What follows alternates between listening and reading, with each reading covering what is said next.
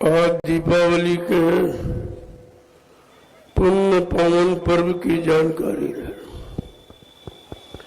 ये क्यों मनाई जा रही, इसका मतलब क्या? यह त्रेता युग का इतिहास है और त्रेता युग का पर्व है और आप कलयुग में बैठे हो। बीच में एक द्वापर का युग निकल गया, तब नहीं मनाई गई। वो तो पड़ोसी युग था, उनका मनाना तो कुछ उचित था, तुम्हारा तो बिल्कुल उचित नहीं। तुमको तो इसकी कोई जानकारी नहीं। ये किस लिए मनाया जा रहा है, इसका मतलब क्या, इससे संबंधित लाभ क्या है? जब संत महापुरुषों के करीब आओगे, जो कलयुग में चारों युग का इतिहास बताने आए और कलयुग का इतिहास बनाने आए, ना तुम्हारा इतिहास बना, ना तुम्हारा कोई त्योहार बना, इसलिए तुम पुराने त्योहारों को मना रहे। तुम्हारे लिए किसी ने खुशी का कोई पर्व नहीं बनाया। इतने ज्ञानी ध्यानी विज्ञानी हो गए, लेकिन ये काम किसी ने नहीं किया। और जो पुराने बने ऋषि मुनि महात्माओं के, उसको किसी ने काट भी नहीं पाया, खत्म भी नहीं कर पाया और नया बना नहीं पाया। तो आप कितने बड़े विद्वान हो जो अपनी खुशी का कोई पर्व ही नहीं बना पाए, अपने लिए कोई त्योहार ही नहीं बना पाए और कह दो हम बड़े जानकार हैं, हम बड़े ज्ञानी हो, जानते कुछ नहीं। जब अपनी खुशहाली के लिए आपने अपना कोई पर्व आज तक नहीं बना पाया, तो तुम जीवों को खुशहाली क्या दे सकते हो?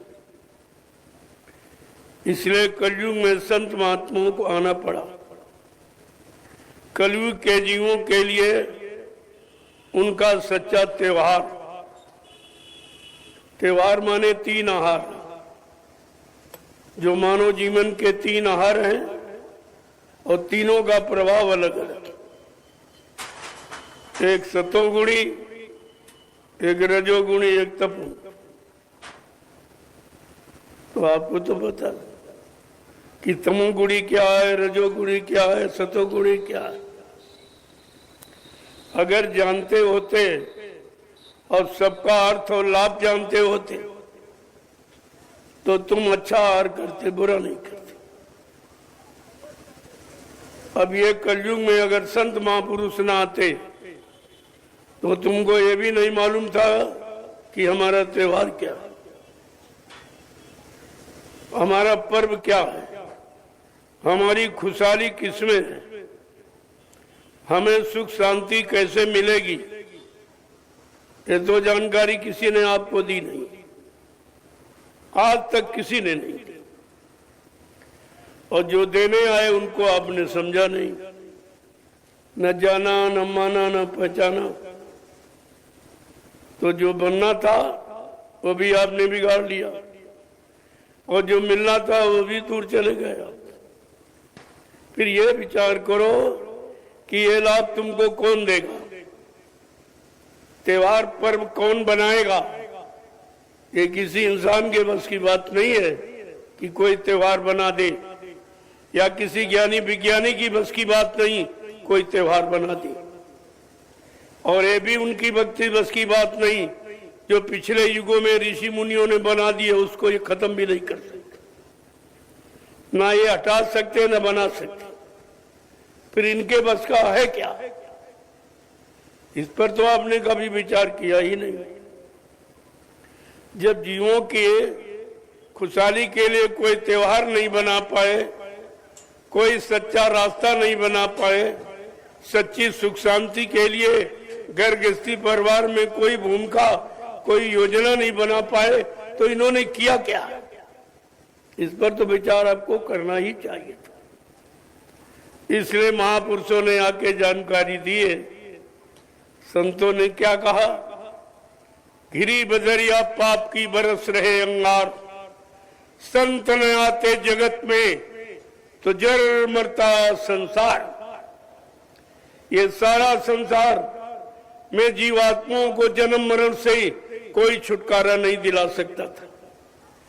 अगर संत महापुरुषों ने दया न की होती और अपनी इच्छा से ना आए होते तो ये खुशहाली की दिन तुम्हें देखने को नहीं मिलते। लेकिन आपने उनकी बात नहीं मानी, उनके वचनों को नहीं माना, उन पर विश्वास नहीं किया।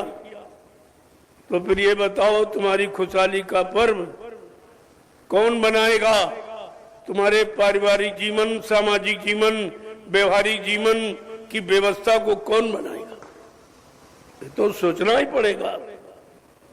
आज नहीं तो कल कब तक मार खाओगे? कब तक अशांति में रहोगे? तब तक दुख, तकलीफ, बीमारी, महामारी, लड़ाई झगड़े, दैवी पुरको, दुर्घटनाएं, अकाल मौत के घेरे में कब तक रहोगे? कभी न कभी तो भैया क्यूआर कोड।